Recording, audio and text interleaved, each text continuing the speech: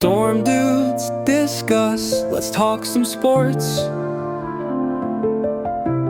Chillin' in the dorm, we're your favorite source.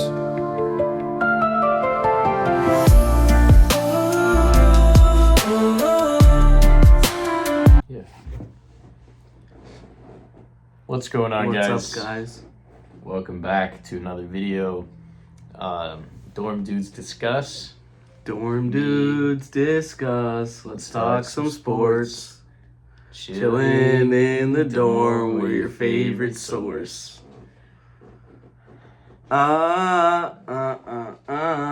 Anyway, So today we're gonna be talking about our NBA play-in predictions. The last game of the regular season just happened. We were just watching the end. Warriors Clippers. What a game! The Clippers ended up winning. So now the entire schedule is set. Our playoff predictions will be coming out, I believe, next week.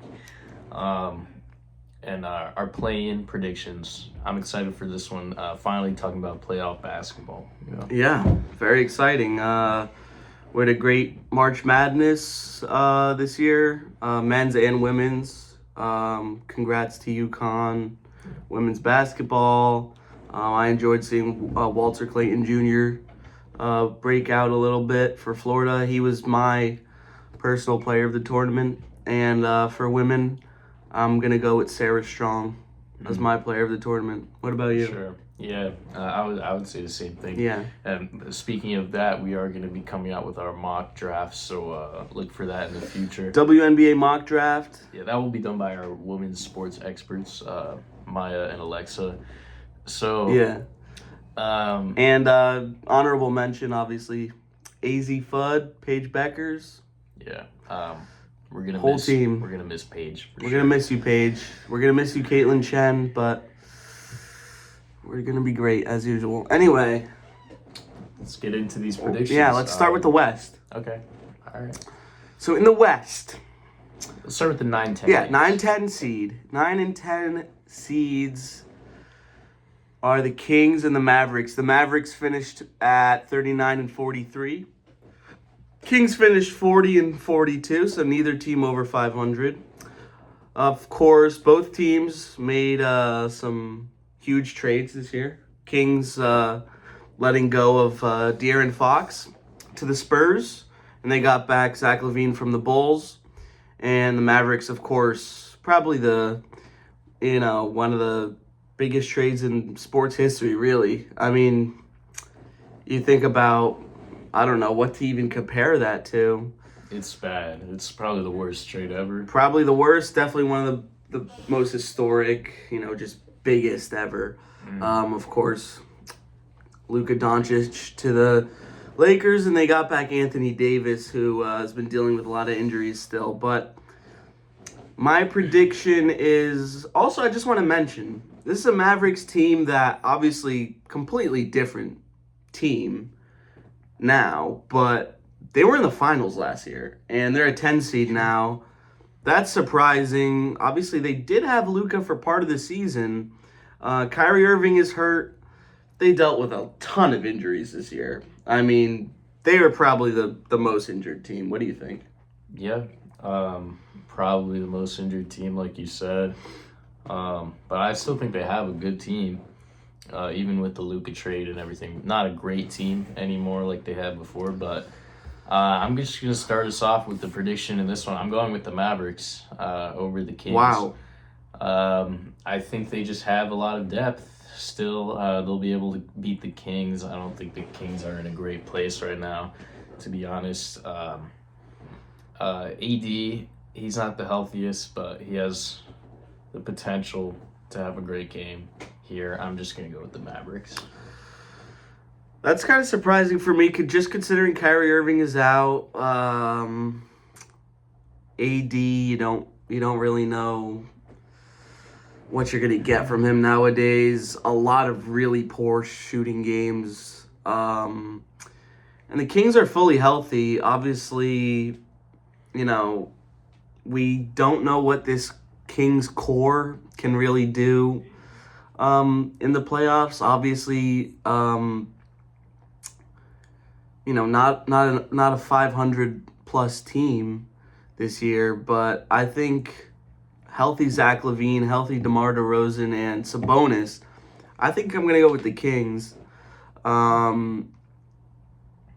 Yeah, I mean, I guess I could see it going either way, but I'm gonna lean towards the Kings here. Also, I think they're a pretty deep team, so I don't know. We'll see. Hmm. Some injury question marks surrounding Keegan Murray. Yeah, I I mean, think either way, you're right. They have a good either team. way, I'm like, just gonna go with the Mavericks. he's though. the fourth option at best, right? They still have Malik Monk, who's healthy now and has been playing pretty well. They have some good young players. Yeah, for me, honestly, it's the fact that Gafford, Lively, and AD are all back for the Mavericks. That's what has. Yeah. the I big mean, top for me, but- It's just like, who's the offensive second option? Klay Thompson? That's definitely less than desirable. yeah, I mean, Najee Marshall's been amazing. Max Christie's looked good with the Mavericks. Yeah, I mean, I guess that's the reality, but Yeah. You want to move on to the yeah, Warriors, let's move on. Grizzlies? So Warriors Grizzlies, both teams 48 and 34, so Two good teams. two really good records. I mean, very impressive. 2 games away from 50 wins. Warriors, another team who made a big splash in the trade market this season, trading Andrew Wiggins, former All-Star, for Jimmy Butler, the aging superstar, who just wasn't working out in Miami, on or off the court, especially off the court, and obviously just kind of a shadow of the player he once was. And the Grizzlies, of course, I don't even know where to start. What do you think about the Grizzlies? I think Grizzlies are a good team, but with everything going on behind the scenes, I don't know. I hate to say it, but this is an easy win for the Warriors. Yeah, I In mean, my opinion, they've been really one of the best teams in basketball. Really? Past the All-Star break. I hate to say it, I hate the Warriors. since acquiring Jimmy Butler, I think, they have like close to like a 80% win percentage or something like that. Yeah. Draymond Green has emerged as a Defensive Player of the Year favorite at age, like 34, 35, something like that. Yeah. And honestly, the fact that Jalen Wells is not playing is actually big for me because who do the Grizzlies have that can guard Curry? Yeah. Nobody. I mean, obviously, It's Warriors all day. I'm hoping for the best for Jalen Wells, a really brutal injury. And whether you look at, the firing of Taylor Jenkins, which I don't fully understand, or, just Ja Morant not being reliable at all. Jaren Jackson Jr. is With solid. that being said, it is a play-in. He could have a big game. He could. I mean, Jaren. One-off game. Yeah, Jaren Jackson Jr. is really solid. But other than that, I mean, is Desmond Bane really a factor here? No, I don't in my think opinion. so. So we're both going Warriors here, I think. Yeah, I am going Warriors. All right, so that means we would both have the Warriors going through as the first playing team to play the Rockets. Interesting series. So then the loser would then play the winner of the 9-10 game. So It would be Grizzlies. Grizzlies versus Mavericks for me, Grizzlies versus Kings for you. Who do you have? Grizzlies versus Kings. Grizzlies, Kings. I'm going to go with the Kings. I'm a huge Sabonis fan. Just want to get that out of the way. But I still think, even unbiased, trying to be as unbiased as possible, I still think the Kings are a stronger team than the Grizzlies. They won 8 less games in the regular season, of course. But, yeah. All right. And for me, I'm also going to have the Grizzlies losing. I'm going to go with the Mavericks here. Again, like I said, that big man trio for the Mavericks coming back healthy. I think the Grizzlies are just in a tough spot right now with everything going on. I mean, they do have a Defensive Player of the Year in Jaren Jackson Jr. to guard those big men. But, Yeah, I just don't see the Grizzlies going through with the environment surrounding them right now. Yeah. So I'm going with the Mavericks to play the Thunder in the first Yeah. round. You're going with the Kings. Okay. So yeah, I Interesting. mean that would be Kings Thunder. Thunder just a remarkable season, 68-14. I mean, one of the best seasons really in NBA history. 2 games away from 70 wins. I mean, you don't see that very often. Cavs 64-18. Celtics 61-21. Those are the 3 teams with over 60 wins. But should we move on to the East now? Let's move on to the East and let's talk about Bulls Heat. I was just gonna say it feels like these 4 teams in the play-in are here every single year.